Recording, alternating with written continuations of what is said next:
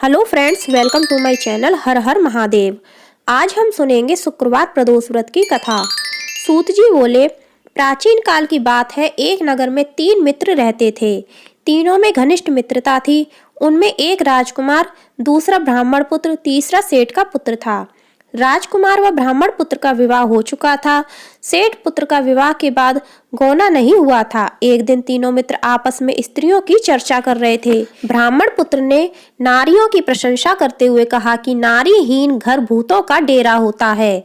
सेठ पुत्र ने यह वचन सुनकर अपनी पत्नी लाने का तुरंत निश्चय कर लिया। सेठ पुत्र अपने घर गया और अपने माता पिता से अपने निश्चय को बता दिया। उन्होंने बेटे से कहा कि शुक्र देवता डूबे हुए हैं। इन दिनों बहुओं और बेटियों को उनके घर से विदा करके लाना शुभ नहीं होता है। अतः शुक्रोदय के बाद तुम अपनी पत्नी को विदा करा लाना। सेठ पुत्र अपनी जिद से टस से मस नहीं हुआ और अपनी ससुराल जा पहुंचा। सास ससुर को उसके इरादे का पता चला। उन्होंने इसको समझाने की बहुत कोशिश की, किंतु वह नहीं माना। उन्हें विवश होकर अपनी कन्या को विदा करना पड़ा।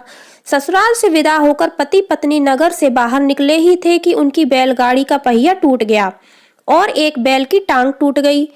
पत्नी को भी काफी चोट आई। सेठ पुत्र ने आगे चलने का प्रयत्न जारी रखा, तभी डाकुओं से भेंट हो गई और वे धन धान्य लूट कर ले गए। सेठ पुत्र अपनी पत्नी सहित रोता पीटता हुआ अपने घर पहुंचा। जाते ही उसे सांप ने डस लिया। उसके पिता ने वैद्यों को बुलाया। उन्होंने देखने के बाद घोषणा की कि सेठ पुत्र 3 दिन में मर जाएगा। उसी समय इस घटना का पता ब्राह्मण पुत्र को लगा। उसने सेठ से कहा कि आप अपने लड़के को पत्नी सहित बहू के घर वापस भेज दो। यह सारी बाधाएं इसलिए आई हैं कि आपका पुत्र शुक्रास्त में अपनी पत्नी को विदा करा लाया है। यदि वह वहां पहुंच जाएगा तो बच जाएगा।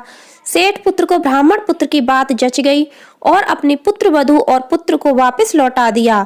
वहां पहुंचते ही सेठ पुत्र की हालत ठीक होनी आरंभ हो गई। शेष जीवन सुख आनंद पूर्वक व्यतीत किया और अंत में वह पति पत्नी दोनों स्वर्गलोक को विमान द्वारा गए। तो फ्रेंड्स, आपको हमारी यह कथा कैसी लगी कमेंट करके जरूर बताना। कथा पसंद आई हो तो लाइक करना और ज्यादा से ज्यादा शेयर करना। हमारे चैनल को सब्सक्राइब करना, बेल आइकन को प्रेस करना। धन्यवाद। हर हर महादेव।